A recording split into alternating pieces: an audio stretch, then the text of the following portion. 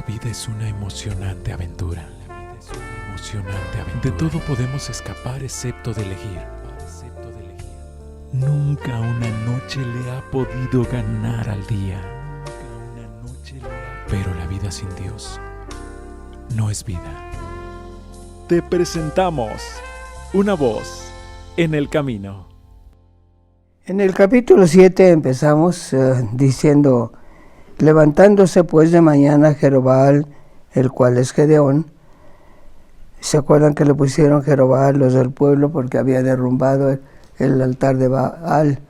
Empezó por deshacerse de cualquier influencia de Dios ajeno y le pusieron así porque venció a Baal, el cual es Gedeón, y todo el pueblo que estaba con él asentaron el campo junto a la fuente de Harod. Interesantemente, Harod significa temor, significa incluso terror. ¿Por qué esa fuente? No solamente asentaron el campo junto a la fuente del miedo, y tenía el campo de los madianitas al norte de la otra parte del collado de More, en el valle. Todo esto aparentemente indica, pues eso, ¿verdad? Temor.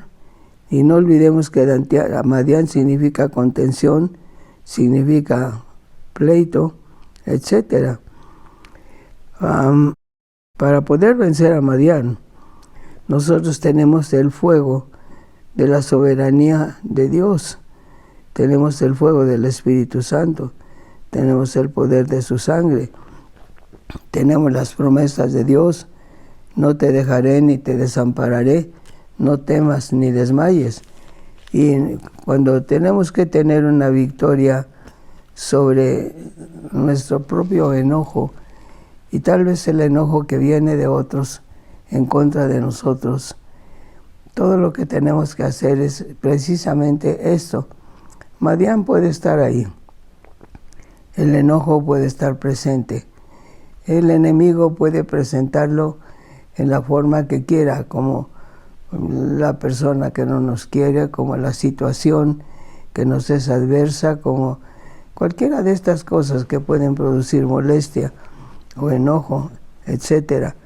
Pero nosotros tenemos varias cosas con las cuales defendernos. Para empezar, tenemos el conocimiento de la soberanía de Dios. Y cuando pensamos en eso, y viene el temor, o viene el enojo, viene cualquiera de estas cosas, siempre podemos recurrir a lo que sabemos. Señor, tú eres el soberano, tú sabes lo que estás haciendo, lo que tú permitas, dices tú, y creo en ello, que todo obra para bien, con una condición: para aquellos que a Dios aman. Y si lo que está siendo probado en mí es mi amor por ti, Señor, en tu nombre voy a probar que mi amor por ti está por encima del enojo de tal persona, del temor que me causa tal o cual situación, de mi duda sobre esto o aquello. Mi amor por ti es superior a todo eso. Y con este sentir de tu presencia en mi corazón, puedo enfrentarme a lo que sea. Pues el pueblo asentó junto al campamento, junto al campo de Harod, y dijo Dios: te los voy a probar para que tú te des cuenta con quiénes cuentas realmente para vencer sobre Madián. Recordemos que Madián es enojo. Y Gedeón dijo: todo aquel que quiera regresar a su casa, regrésese, ya sea porque tenga temor de algo, ya sea porque eche de menos a su familia, ya sea porque tenga cualquier situación interna que no le permita tener victoria sobre su propio sentir, regrésese a casa. Y se regresó la mayor parte del pueblo. Quedaron todavía más de 1000. Y Dios le dijo todavía a mucha gente, haz otra prueba, llévalos a tomar agua, obviamente algún río o alguna laguna, pero lo más seguro es que haya sido algún río. Dice ahí que el pueblo vaya a beber y fíjate bien en cuáles se acercan al agua para beberla directamente del río y cuáles toman el agua con la mano y se llevan el agua a la boca. Entonces Gedeón lo hizo de esa manera y encontramos aquí el resultado. Jehová dijo a Gedeón, y fue cualquiera que lamiere las aguas con su lengua como lame el perro, aquel pondrás aparte. Asimismo, cualquiera que se doblare sobre sus rodillas para beber. Y fue el número de los que lamieron las aguas, llegándola con la mano a la boca, 300 hombres. Y todo el resto del pueblo se dobló sobre sus rodillas para beber las aguas directamente. Entonces Dios le dijo a Gedeón, con estos 3 que lamieron las aguas, recogiéndola con la mano, lamiendo como lame el perro, con estos voy a salvar a Israel. Ahora, interesante, ¿por qué? Pues la gente que se arrodilla para lamer el agua no tiene tiempo para levantarse y defenderse o pelear. Simplemente ya están ahí y eso es todo. No podemos simplemente, la Escritura dice en Santiago, no basta con que tú entiendas algo, tienes que tener el valor de utilizar lo que sabes y pelear con ello. Y pues así debe ser. Yo, gracias a Dios por su ayuda, pero la mayor parte de las veces Dios no simplemente me libra del enojo. Yo tengo que hacer mi parte, enfrentar mi situación y decir, Señor, es lo que sea, pero no me voy a enojar en tu nombre. Voy a quedarme bajo tu soberanía, creyendo que todas las cosas obran para bien. Muéstrame, por favor, el bien que tú tienes para mí en esta situación. Si no otra cosa, mayor capacidad para perdonar, a lo mejor perdonarme a mí mismo. Mayor capacidad para enfrentar, así sea una situación que yo veo muy adversa. En otras palabras, enfatizar el poder de Dios sobre mi carne.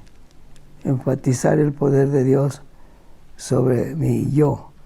No soy yo, no es mi carne, es Él el que tiene el poder de librarme de un enojo que puede ser justificado. Recordemos lo que es Madián, recordemos lo que es Amalek, algo que ataca por detrás, algo que va sobre lo que es más débil, los ancianos, los enfermos, los niños, los que no tenían capacidad para defenderse, siempre venían detrás del ejército, claro, protegidos por los hombres de guerra enfrente. Pero Madián atacaba por detrás a lo más débil, a lo más pobre. Y el enojo viene así contra nosotros de la misma manera. No viene a la parte espiritual de nuestra vida, no ataca la fuerza espiritual que podemos tener en mayor o menor medida. Nos ataca pensando o haciéndonos pensar, mira la persona que está hablando de ti, qué clase de persona es, con qué derecho lo hace. Mira la persona que te está haciendo daño en tal o cual forma, no tienen derecho, tú les has hecho favores y mira lo que hacen. No nos pongamos a pensar en el bien o en el mal que la gente nos hace, o en el bien o en el mal que nosotros pudiéramos haber hecho en alguna forma. Únicamente una cosa, la soberanía de Dios sobre nuestra vida. Este es el día que hizo Jehová, alegrémonos y gocémonos en él. Mis órdenes para el día son, este es el día que hizo Jehová. Él hizo tu día con todo lo que el día contiene. Así que venga lo que venga para ti en el día, gózate y alégrate en ello. ¿Por qué? Porque en cada cosa que Él trae a tu vida, a mi vida, a nuestra vida, es algo que Él ha preparado para hacernos ver nuestra propia carne y para tener victoria sobre aquello que no es como Él. Madián, Amalek, que ataca por la espalda, que ataca por detrás. Ahí pudiéramos tomar un rato hablando de la lengua humana, como la lengua que ataca y que destruye siempre lo hace por atrás, lo hace por la espalda, lo hace cogiendo lo más débil, en fin. Pero como Amalek es otro tema, lo dejamos ahí y seguimos adelante con Madián y con Gedeón. Le dijo, te voy a probar al pueblo, de los que se lleguen el agua a la boca y beban como el perro lame, pues tal vez no mucho, no suficiente para satisfacer. Hay que coger agua de continuo. Apártalos, fueron 300. Los que se pongan de rodillas para beber directamente todo el agua posible, mándalos de regreso a casa. Así fue. Le quedaron 300. Aquella noche, pues cada quien se fue a dormir, claro, y en el versículo 9, aconteció que aquella noche Jehová le dijo, levántate y desciende al campo. Y en el campo es donde estaba Madián, porque yo lo he entregado en tus manos. Y si tienes temor de descender, porque estás yendo al campo enemigo directamente, lleva a tu criado contigo. Baja tú con Fara, tu criado, al campo y escucha lo que están hablando. Por supuesto, estaba cada quien en su tienda y Gedeón y su criado simplemente andaban caminando entre las tiendas enemigas. Pero oye lo que están hablando. Así lo hicieron, descendieron al campo Gedeón y su criado, y Madián, Amalek y todos los orientales, un ejército enorme contra los 300 que tenía Gedeón. Pero eso es lo que Dios le dijo. Dice, eran innumerables, eran como langostas en muchedumbre. Estoy en el versículo 12. Como langostas en muchedumbre, y sus camellos eran innumerables, como la arena que está a la ribera de la mar, en multitud. Era un ejército constituido por 3 pueblos, en realidad más de 3, porque habla de los orientales, pero los orientales eran más de un solo pueblo. Y le dijo, acércate para oír lo que están hablando.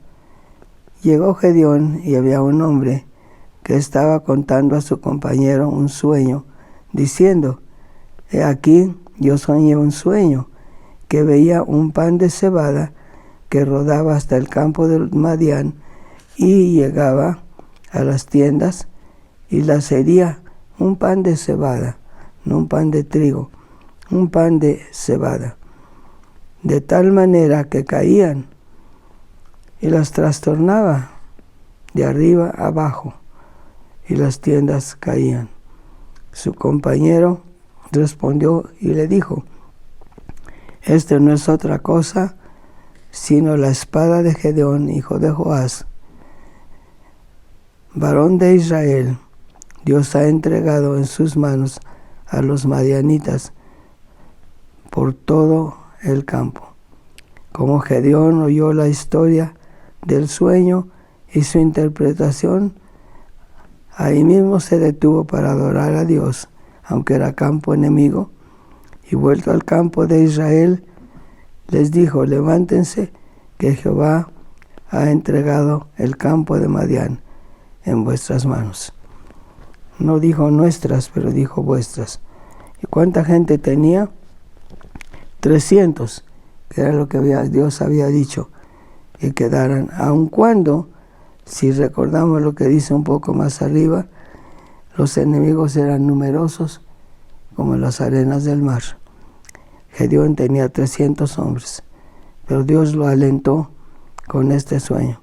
El criado le dijo: el pan de cebada, no de trigo, no del grano más fino, pero de cebada. Con este pan de cebada, con esta cosa simple, sencilla, yo entregaré a Madián en tus manos. Ahora, volviendo a la interpretación de la palabra Madián, enojo, contención, pleito, autodefensa, etc. ¿Cómo defendernos de esta sensación interna? ¿Cómo defendernos de un ataque de lengua que venga de otro lado? Y cuando yo digo defendernos, no hablar, no pelear, no alegar dentro de nosotros mismos para defendernos con lo que nuestros pensamientos nos digan, o nuestra imaginación o nuestra memoria, sino simplemente tener la victoria sobre el propio sentimiento de enojo, de depresión o de contención que pudiéramos tener dentro de nosotros, y tener la victoria ahí mismo, en ese momento. Que el enojo quiere levantarse, no lo dejo, lo llevo al pie de la cruz antes que se vuelva un enemigo verdadero. Que tengo algo que me permitiría atacar por la espalda si hablan mal de mí. Yo también tengo cosas que puedo decir de la persona que habla mal. Conozco a la persona desde su juventud, a lo mejor. Conozco a la persona desde que trabajábamos juntos. Conozco a la persona, etc. Es decir, yo también puedo contar y decir quién es esa persona. Y de esta manera tratar de desquitarnos o sacarnos la espina del enojo que pudiéramos tener en contra de algo. No llegar a eso. Simplemente llevar al Señor las cosas de ayer, las cosas de hoy y las posibles cosas de mañana, que como Madián vienen a atacarnos por la espalda, por la memoria de esto, la memoria de aquello. Nuestras propias memorias, bueno, sería otro tema, ¿verdad? Sigo adelante con lo que tengo enfrente aquí. Vio un pan de cebada que llegaba, el criado soñó, un pan de cebada que llegaba y destruye las tiendas de Madián. La cebada es un grano humilde, no es el trigo fino, es cebada. Y el otro le contestó: este pan de cebada no es otro que Gedeón. Él es el que va a venir y vencer a Madián. Claro que esto alentó a Gedeón y a su criado. Se dieron cuenta que Dios estaba dando la interpretación del sueño para ellos mismos. Fue con sus 300 hombres, se libró la batalla y vencieron 300 hombres contra toda una multitud. Y repartiendo los 300 hombres en 3 escuadrones, dio a cada uno de ellos bocinas en sus manos y cántaros vacíos con teas, fuego ardiendo dentro de los cántaros. Y les díjoles: miradme a mí y haced como yo hiciere. He aquí que cuando yo llegare al principio del campo, como yo hiciere, así haréis vosotros. De los 300 hombres que quedaron, que ya habían sido probados en su manera de beber agua,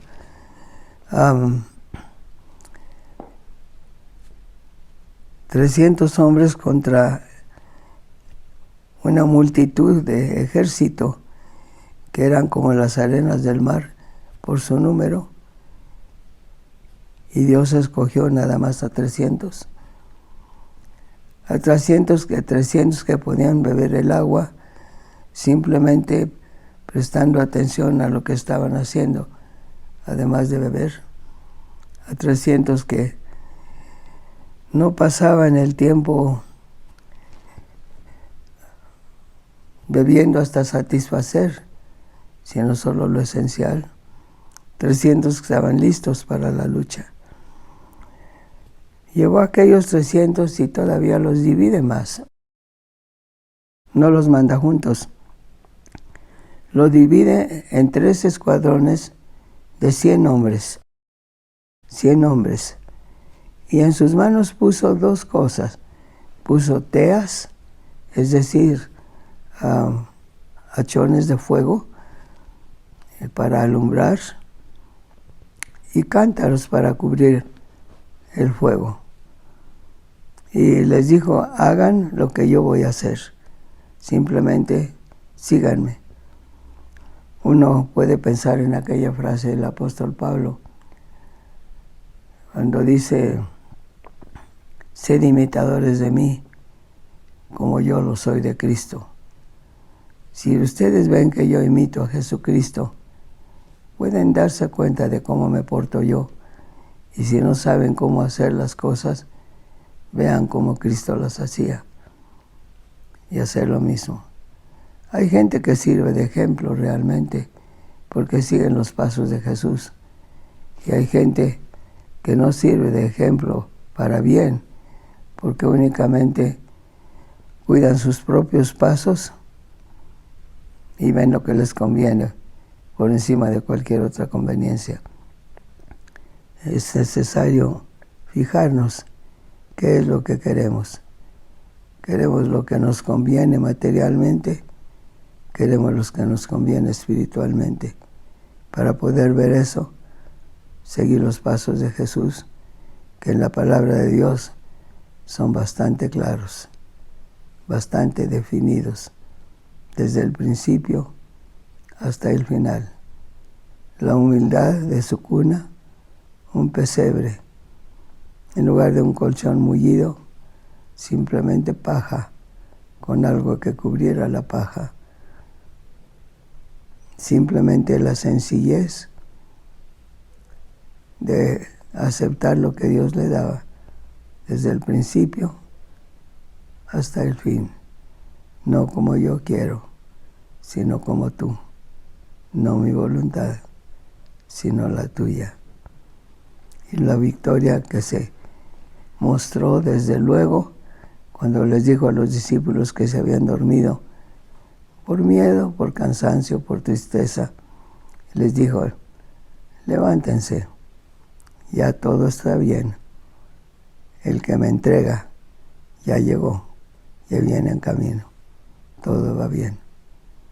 Y en eso llegó Judas con todo un grupo de soldados a prender a Jesús. ¿Era necesario un piquete de soldados para prender a Jesús?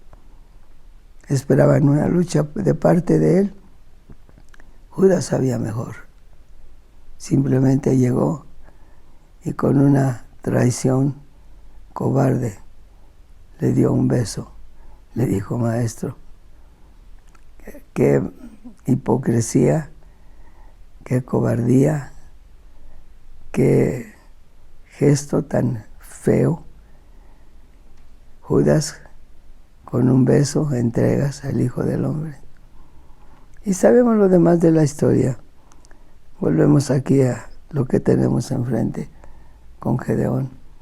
Una multitud y él únicamente 300 hombres. Pero Dios le dijo, con estos 300 yo salvaré a Israel. Y así lo hizo. En el versículo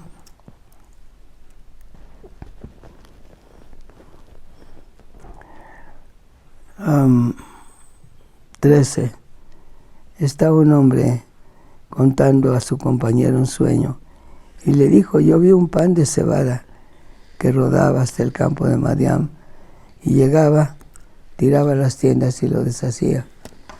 Y el otro dio la interpretación y le dijo, este pan de cebada no es otra cosa que Gedeón, el hijo de Joás. ¿Por qué un pan de cebada?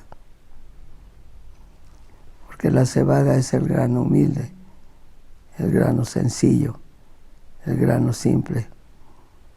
El pan, para ser útil, tiene que ser partido, tiene que ser roto. Si no rompemos el pan, no podemos tragarlo entero. Sería una imposibilidad. Aun cuando lo rompamos con los dientes, sigue siendo un pan que hay que quebrar. Y usamos las manos por regla general para romper el pedazo de pan que vamos a poner en la boca. Tenemos que aceptar el quebrantamiento antes de que Dios pueda de veras utilizarnos, porque el quebrantamiento personal nos enseña a no obrar por venganza, nos enseña a no obrar por odio, nos enseña a obrar simplemente porque deseamos el bien, incluso de la persona que desea, obra y proclama nuestro mal, de un modo o de otro modo. Este no es más que Gedeón, el pan de cebada. No de trigo, pero de cebada. Fue así, llegó Gedeón con sus 300 y asentaron campo, cada quien con su cántaro y su tea. Les dijo: imítenme en lo que yo voy a hacer. Cuando yo toque la bocina, todos los que están conmigo hagan lo mismo. Tocan sus bocinas. Cuando vean que yo rompo el cántaro y saco la tea, ustedes hagan exactamente lo mismo. En el versículo 19, llegó pues Gedeón y los 100 hombres que llevaba consigo, ni siquiera los 300 últimos, se quedó con 100. Al principio del campo, a la entrada de la vela del medio, cuando acababan de renovar los centinelas, luego no los cogió dormidos. Llegó cuando los centinelas llegaban frescos a vigilar el campamento de los madianitas. Cuando acababan de renovar los centinelas, y en ese momento tocaron las bocinas, quebraron los cántaros que llevaban en las manos, y los 3 escuadrones tocaron las bocinas, y quebrando los cántaros tomaron en las manos izquierdas las teas, la luz en la izquierda y en la derecha los cuernos con que tañían, y gritaron: la espada de Jehová y de Gedeón. Luego tenían 3 cosas que estaban usando. Tocaron bocinas, hicieron ruido al romper los cántaros, sacaron el fuego, la tea que tenían escondida en el cántaro, y llegaron gritando: la espada de Jehová. Mencionaron también a Gedeón. ¿Por qué habrán mencionado a Gedeón? Porque ya el día anterior Dios le había dado un sueño a uno de ellos, diciendo: un pan de cebada que viene y destruye el campo de los madianitas. Luego ya se había corrido la voz del pan de cebada, ya se había dado la interpretación de que se trataba de Gedeón. Entonces, la espada de Jehová y de Gedeón, que viene tras las órdenes de Dios. ¿Cuál habrá sido la impresión de aquellos hombres que estaban dormidos en gran multitud, pero descansando, esperando que llegara el día para empezar la batalla? Pero Dios no los mandó durante el día, los mandó durante la noche, cuando el enemigo estaba dormido. Tocaron las bocinas, alborotaron el campo enemigo. ¿Cuántos son? ¿Cuántos vienen? Estaban rodeando el campo. No eran tantas las bocinas después de todo, pero el ruido era en todas partes. El sonido estaba en todas partes. La bocina en la palabra de Dios es indicativa de varias cosas. En el versículo 20 vemos que los 3 escuadrones de 100 hombres tocaron sus bocinas, rompieron los cántaros, tomaron en su derecha los cuernos con que tañían y gritaron la espada de Jehová y de Gedeón. Pero, curiosamente, no entraron a pelear, estuviéronse en sus lugares en derredor del campo. Es decir, se mantuvieron en derredor del campo, tocando las bocinas y con las antorchas encendidas. Pues la gente del campo, los enemigos, estaban dormidos, de manera que todo el campo se alborotó y huyeron gritando porque pensaban que pues un ejército entero venía contra ellos. Mas los 300 tocaban las bocinas y Jehová puso la espada de cada uno contra su compañero en todo el campo, y el ejército huyó hasta Betzita, hasta Serera y hasta el término de Abel Mejola en Tabat. Juntándose los de Israel, Neftalí y Aser, de todo Manasés, siguieron a los madianitas. Y ya después de esto, Gedeón mandó un recado pidiendo que vinieran los demás del pueblo para acabar con los madianitas. Ahora, volviendo por un momento al simbolismo de Madián, que es el enojo, la contienda, la autodefensa, ya vimos que fue la gente que usaron en contra, que fue Neftalí, que significa mi propia lucha, mi propia batalla. En este sentido, alabanza, Zabulón, que significa morada, mantenernos con el alma junto a Dios, con el espíritu despierto. El espíritu siempre está presto. Es en el alma donde tenemos la batalla. Pero si en nuestra alma está vivo el nombre y la sangre de Jesucristo, tampoco allí hay batalla, porque todo está entregado al Señor. Seguimos, Dios mediante, con este asunto de Madián, si Dios permite, la próxima vez que platiquemos. Por hoy, que Dios los bendiga.